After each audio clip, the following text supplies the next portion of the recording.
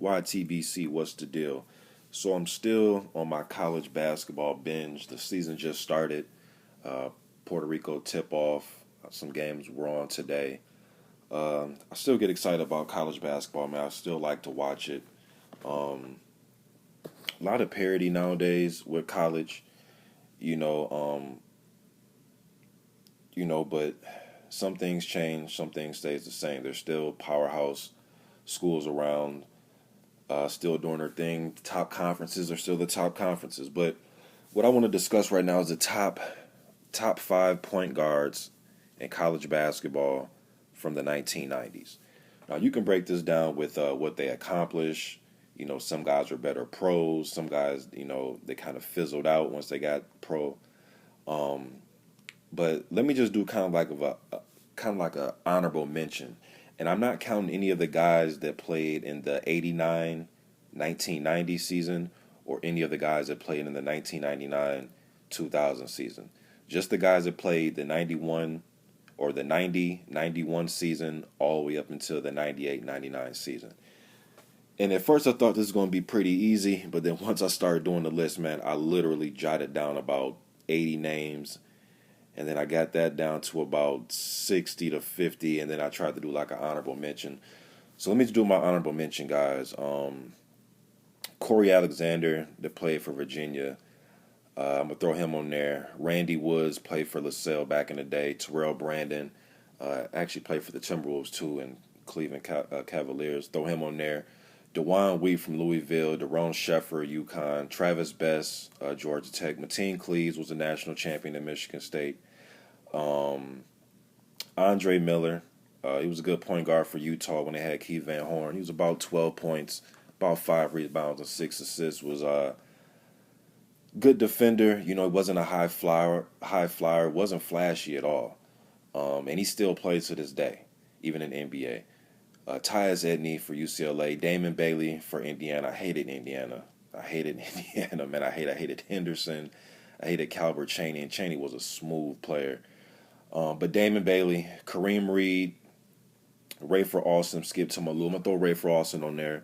Lee Mayberry, Reggie Geary from Arizona, Jason Terry, Arizona.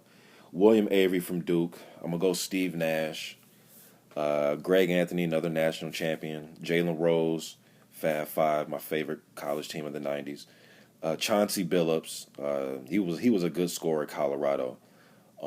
He was one of those guys, kind of like another guy who I'm going to mention, damn near shot the same percent from three-point range that he did when he shot regular field goals.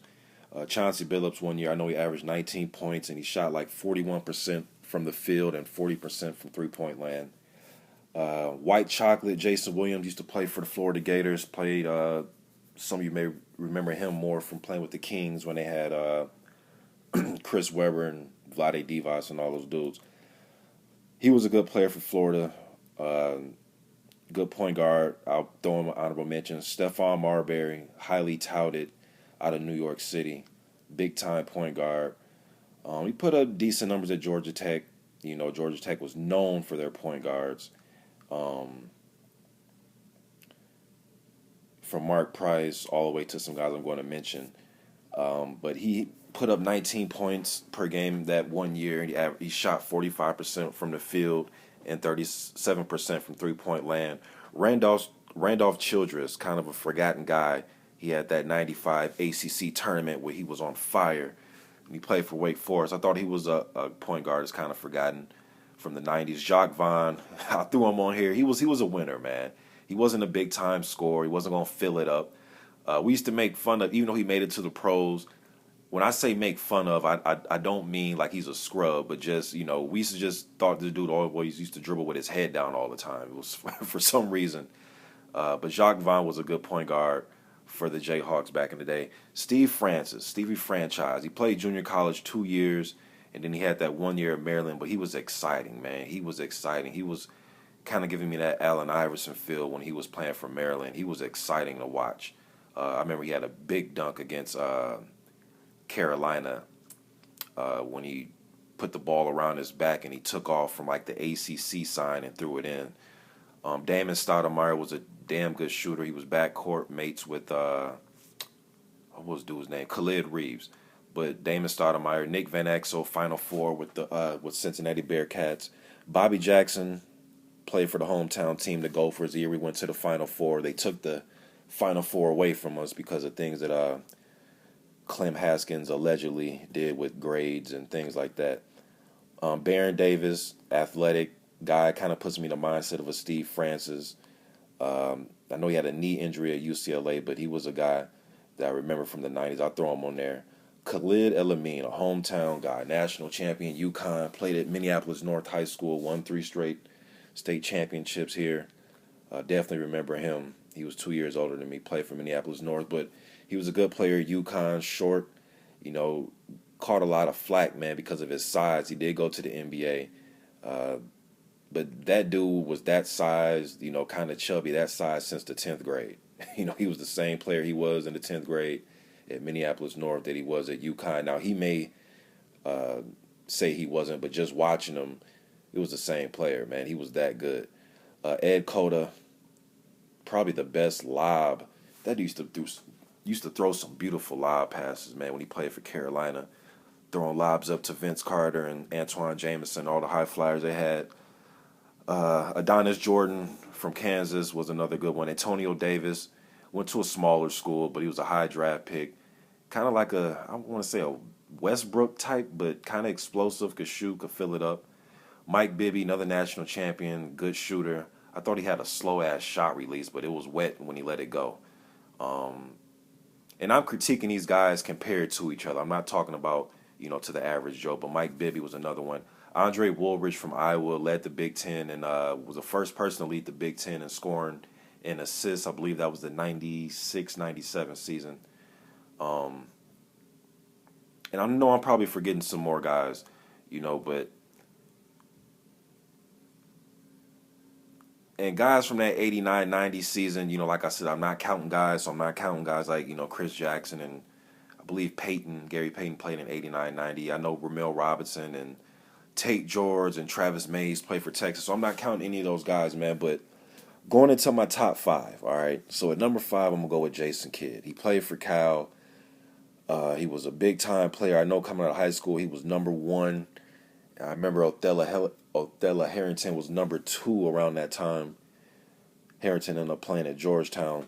But Jason Kidd, his freshman year, he averaged 13 points, 8 assists, 5 rebounds, and 4 steals. He had the upset against Duke in the, I believe, was it the Sweet 16? Or it was the game to get to the Sweet 16. They beat Duke his freshman year. He was awesome, man. He kind of put you in the mind of a guy that can do it all. That can fill up the whole stat sheet. Versatile point guard. Very smart. As you can see, he's a head coach in the NBA. Very smart, cerebral player. So I'm going to have Jason Kidd at number 5. And then his sophomore year, he averaged 16 points, 9 assists, 7 rebounds, and 3 steals. Then it was opposite. They got upset, I believe, in the first round of his sophomore year. But Jason Kidd definitely in my top 5. Number 4, I'm going to go with Bobby Hurley. Now, you may say, Hurley's not better than Jason Kidd, looking at it in hindsight. But in college, 3 straight Final Fours, man. He was first-team All-American that last year, where he averaged 17 points, 8 assists, and he shot 42% from the three-point line and 42% from the field, kind of like how Chauncey Billups did when he played at Colorado. Bobby Hurley was a winner. It's hard for me to leave him off this list. You may say talent for talent. You may think these other guys, like a Steve Francis, have more talent than him. You could say that, but at the college level, I would have definitely want Bobby Hurley to run my team, man. He was a damn good college player, damn good high school player. That goes without saying. All these guys were great at high school too, but Bobby Hurley was a terrific leader, especially learning under his father. He was built for that Duke system. Number 3, I'm going to go with Kenny Anderson. Dude had the ball on a string. He had the ball on a yo-yo. He could shoot. He could finish. He could finger roll. He can hit from 3. And he was one of them dudes that was best of both worlds. He can light it up for 30, or he'll give you, 11, 12 assists. His first year he averaged 20 points and 8 assists. They made it to the Final Four that year. I know he played with, they used to call him the Lethal Three. Uh, Dennis Scott, and I forgot the other dude's name. Oliver? Forgot that dude's name, man. But and then the year that he didn't have Scott and those guys, he averaged, 26 and 6. 26 points and 6 assists. He could light it up. He could finish. Keen Anderson, he had handles. His handles was right up there with, Red for Austin and guys, Sham God, all those guys that used to handle the rock well in the 90s. He was right there with them. Number 2, I'm going to go with the answer. I'm going to go with Allen Iverson, man. That first year, Jordan, now we know the incident he had coming out of high school where he had to, got some jail time for the incident he went through at the bowling alley. But when he did get to Georgetown, the first year he averaged 20 points. But his shot selection was kind of questionable. He was a raw, he was a raw scorer, man. That dude can light it up.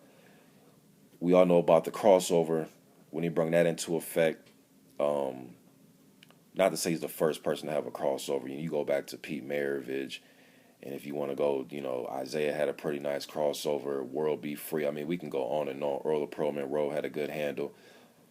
A lot of guys had a good handle. Tim Hardaway, but Allen Iverson was bringing his own funk to it, where he was bringing the ball all the way out. Usually, you want to keep the ball by your knees, and keep it like that. But he changed up the rhythm of handling the ball, crossing guys over. Refs used to call it carries half the time. Him and Marbury had a similar crossover. Steve Francis and Baron Davis would later follow, but Allen Iverson was a raw scorer. Like I said, that first year he shot like 38% from the field and 23% from three-point land. So his shot selection, he was kind of like a high volume scorer where he took a lot of shots to get his points. But he was more efficient that second year where he averaged 25 points a game. He shot 48% from the field and about 37% from three-point land. He was more efficient. I remember the big dunk he had against, in the tournament, I want to say it was against UMass. I could be wrong. When he crossed the guy over at the top of the key and he went right down the lane, 2 hands. It was nasty. He had the range, the crossover, the leaping ability, the toughness. I'm going to have Allen Iverson at number 2. And number 1, I'm going to go with Penny Hardaway. The size, the quickness. He's the closest thing I've seen since Magic Johnson at his best. Penny Hardaway is the closest thing I've seen since Magic. You can argue maybe a Grant Hill. And he was the closest thing until I saw this dude named LeBron James. You know what I'm saying? But Penny Hardaway, besides LeBron and maybe a Grant Hill, is the closest thing I've seen to a Magic Johnson. After that summer he had in 92 when they were going against the Dream Team, the famous Dream Team with Jordan, Pippen, and Barkley, and Ewing, and Robinson, and Mullen, and Magic, and Bird, and all those guys. Leitner actually made the team too, but he was on the team of college all-stars that went up, that scrimmaged the Dream Team, and they got the best of the Dream Team that one day. We know the following day the Dream Team played this team again and beat them by about 60. I actually have the Dream Team book, and I read about that. But on that team, the guys like Jamal Mashburn, Grant Hill, Bobby Hurley, Allen Houston, Montross and Weber down low, Rodney Rogers down low. So they had some good college kids, but it was Penny Hardaway that I was hearing that Magic could not stay in front of this dude. Stockton couldn't stay in front of him. Director was having problems with him. Now I guess the next day they put Jordan and Pippen on him and made it rough for him. But that gave him a lot of confidence because not that he didn't have confidence, because this guy was a big time before that, but he went into that next year where he averaged 22 points, 8 rebounds, 6 assists, 3 steals, that 92-93 season, and he went on to become a high draft pick. It was between him and Weber for the number 1 pick in the draft that year. But I'm going to go with Penny Hardaway, number 1. So here's my list. At number 5, Jason Kidd. Number 4, Bobby Hurley. Number 3, Kenny Anderson. Number 2, Allen Iverson. Number 1, Penny Hardaway is the best collegiate point guard of the 1990s era. Let me know what you guys think. I know I probably left off a lot of guys, but doing these lists are very tough, man. And I was kind of freestyling this list, but let me know what you think about this list. Would yours be different, or would you ride out with my 5?